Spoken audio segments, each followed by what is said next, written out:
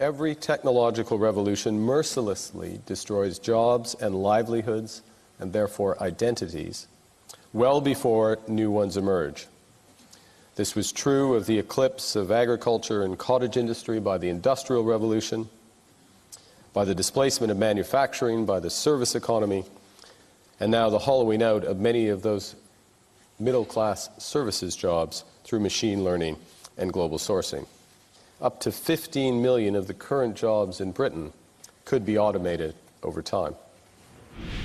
Mark Carney speaking there, and 15 million jobs represents almost half of the UK workforce. So that would amount to a complete transformation of our jobs market. And a recent report from Oxford University and Deloitte suggests that 861,000 jobs in the public sector could be automated by 2030.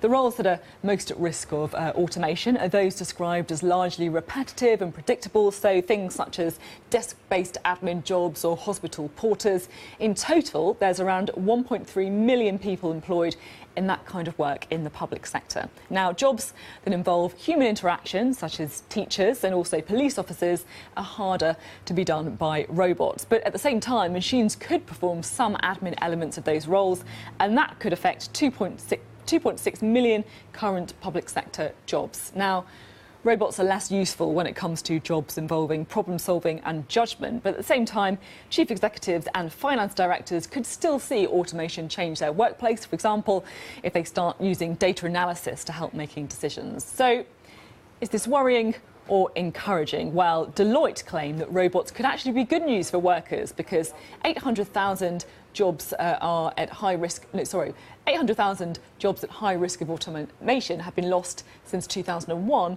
but at the same time, 3.5 million jobs in the lower risk category have been created in the same period. So, in other words, they cancel each other out. Those higher skilled jobs are also better paid, on average by £10,000 more than the high-risk jobs that they have replaced. Now, that has added £140 billion to the UK economy. So, I'm joined now by Professor Martin Smith, who's an expert in robotics at the University of Middlesex and also the former principal scientist at the Government Science and Technology Laboratory. Now, it's all very well saying that the economy is benefiting from robots, but it's not much comfort if your job's at risk, is it? Not at all. But if you can retrain, that is an option. It's difficult for people if they've been doing one job for years and years and now have to retrain to do something very, very different. But it's really down to the government to make sure people are being taught useful topics for the future: electronics, computer science, mechanical engineering, software engineering, coding, those sort of things. And perhaps a bit less emphasis on teaching, I don't know, Greek, Latin, religion or something like that. Yeah, I hope there's not any Greek or Latin teachers watching as you're saying that. Can you explain to me, because I'm a bit confused on how robots could create more jobs? Because it seems to me that if things are more efficient, then surely you need to employ less people doing it.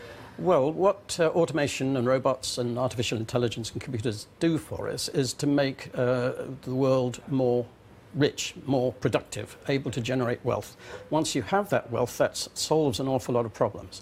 So if you got your robot car or something, that enables people who can't drive to move around and so forth. So there are, although you lose a lot of jobs, and it's easy to see which ones you lose, it's very difficult to see which new ones are going to be created. You have to be able to really look far into the future for that. And what kind of jobs do you think that robots will end up doing in the future?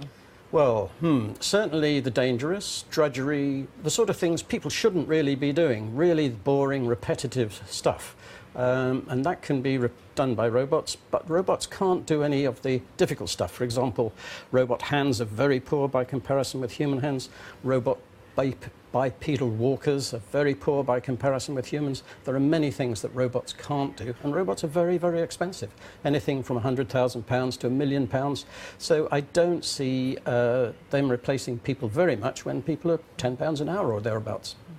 If there is going to be this transformation of the jobs market, do you think that actually governments need to wake up and realise that this is happening and start going to schools, for example, and giving people the equipment that they need so they're not at risk of losing their job to a robot? They certainly do. We need much more emphasis on science, on mathematics, on computer science, mechanical engineering and so forth.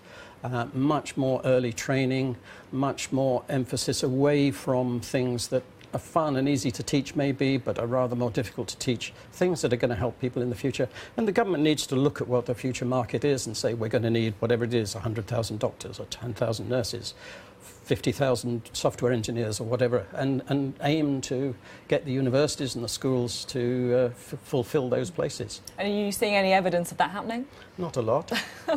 That's slightly worrying. It is. Thank you very much for your thoughts on this. Pleasure.